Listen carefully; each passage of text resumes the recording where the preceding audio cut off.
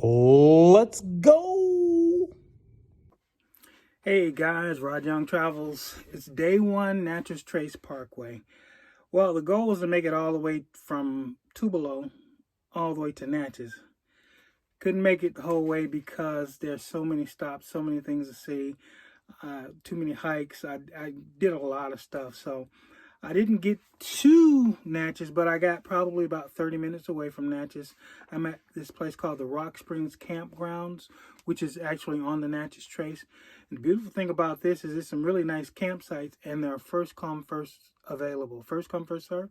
And there was plenty of sites. So I found a really, really good one backed up, and here I am. So tomorrow I'm gonna finish up the Natchez Trace. There's one particular stop that I want to make, and it's nice, and I will show it to you. I'm not even gonna tell you about it, but I'm gonna tell you about it. It's a site called the Sunken Trace, and basically it's a part of the Natchez Trace where people have walked so much and so often that the ground is lower than the rest of it. It's just really weird the way it looks. So I have pictures of it, but today was amazing, and there was some really nice sights.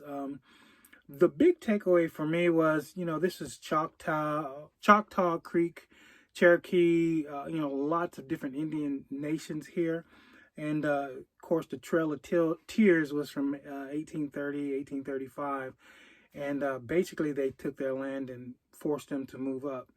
Well, it just appears that some of the markers here really don't do that fact justice. They say things like, well, they trekked up the Oklahoma, or well, they agreed to do this and they moved to Oklahoma, but they don't really talk about the horrors of the Trail of Tears. So that's very interesting. So that's one of my takeaways. But it's beautiful. The area is beautiful.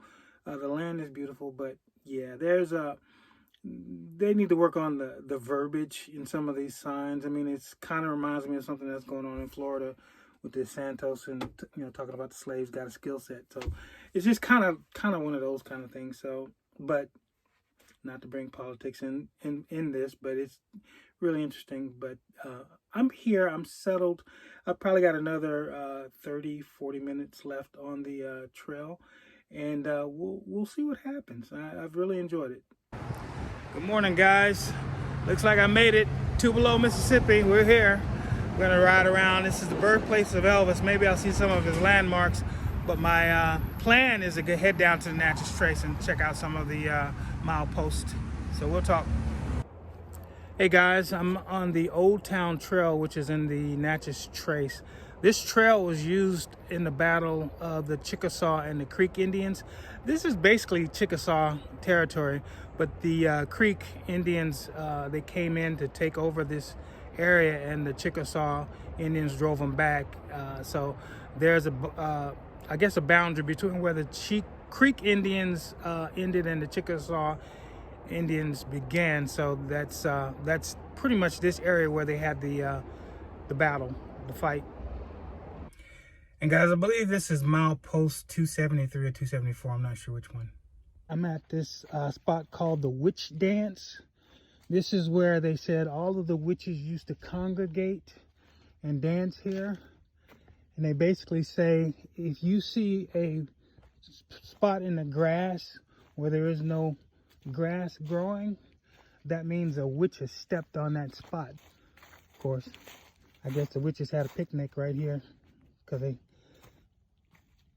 they're right by the table. If you see anything, let me know. Send me a text. Apparently the witches are expert craftsmen. This is a nice bridge. I guess the witch go in there and they do their electrical work. They may be in the union, I'm not sure. Apparently that witch ate something really bad. Okay, I made it to the Bynum Mounds off the Natchez Trace Parkway. There are two mounds, and this is a sacred area. Indians gathered here thousands of years ago and built these. I don't know what's underneath them. My guess is they're burial sites, but I'm not 100% sure. but I do know that they're very old. And just like I like it, I am literally the only person out here on the Natchez Trace, in this area at least. So this is Line Creek in the Natchez Trace Parkway. This creek, which is dry now, can you see it?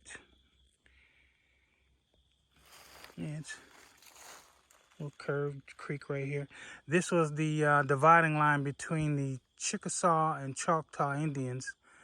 So, of course, there's no water in it right now, but this is the dividing line.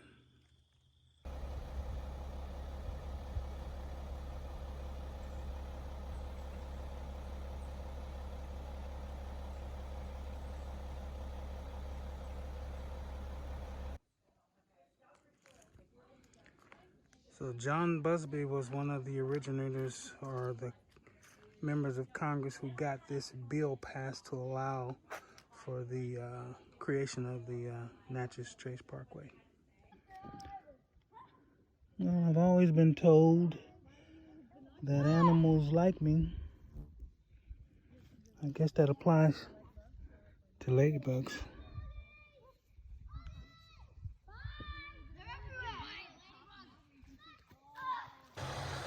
Okay, so I am on Red Dog Road. That road behind me is Red Dog Road. That's actually Natchez Trace. But I stopped here and I'm seeing a consistent pattern here. It says the chief signed a treaty of Dancing Rabbit Creek in 1830, and the tribe agreed to leave this area and move to Oklahoma. Now, I don't necessarily know that they agreed to leave this area, and all of the signs that are on this trail kind of give light to the actual Trail of Tears, which happened between 1830 and 1835, which people were forced, these tribes here in Louisiana, Mississippi, Alabama, were actually forced to leave their tribal lands and go to Oklahoma through the Trail of Tears. So it's a little bit of, I don't want to say, well, yeah, this is a deception, basically. They didn't really sign a treaty.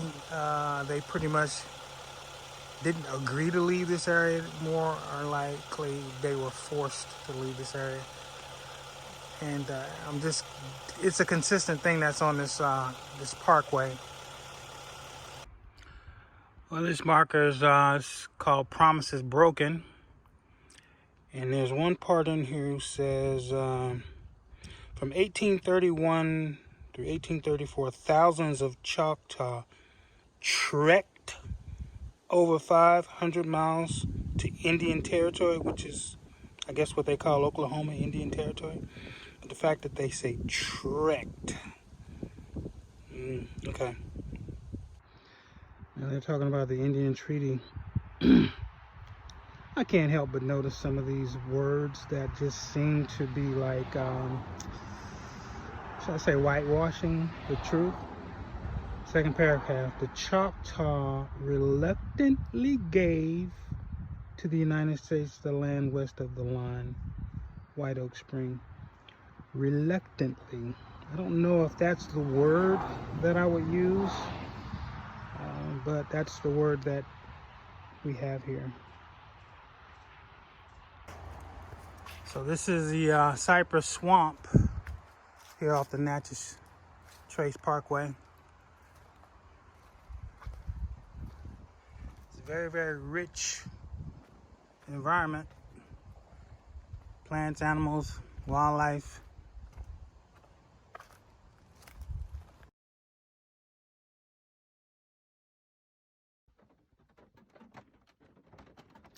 This is the sound of rain on your van. Good morning, guys. This is the second day on the Natchez Trace, and I wanted to show you, just so there's no misconception, Natchez Trace isn't an actual road, not the road that I'm driving on. It's actually a trail. And so technically I am now standing on part of the Natchez Trace. I'm in a city called I think it's Rock City. And this is actually the Trace. And this city was a thriving city in the 1700s. I don't think there's much here left. I think there's new buildings, but the older buildings are all pretty much gone. But this is the actual Trace.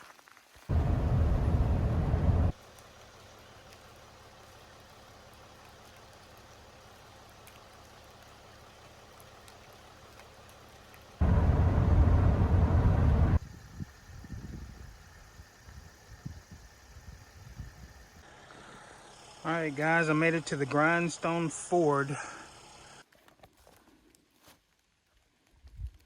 I'm on the Grindstone Ford Trail. I'm coming up to a cemetery. These are pretty old tombstones.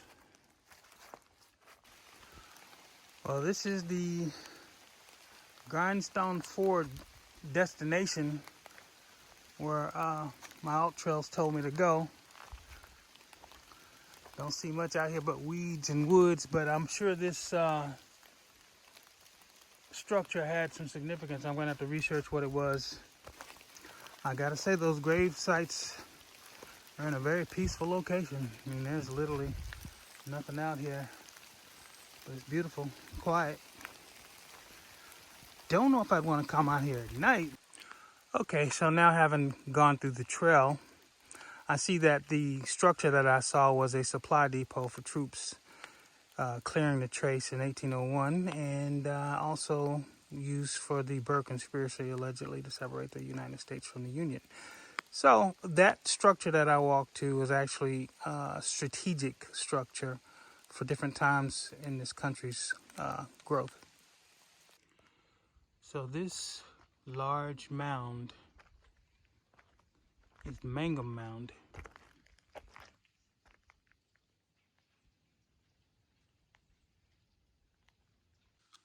You know, I just read that part where it says that when the chief died, a ritual was enacted in which his retainers, which I'm assuming means his wives, his children, were all slayed and buried with him.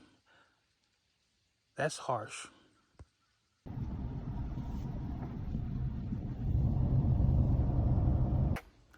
All right, so guys, I have been looking forward to this portion of the Natchez Trace. It's called the Sunken Trace.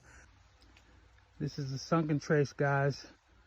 This portion of the Natchez Trace has been heavily walked, so much so that it has formed an indention. And over the millennia, 10,000 years, you've had Indians walk it, different tribes. You've had the Union troops walk it, the Confederate troops walk it, this very strategic area. But it has been used probably more than any other portion of the Natchez Trace by people walking, trying to get from point A to point B. It's incredible.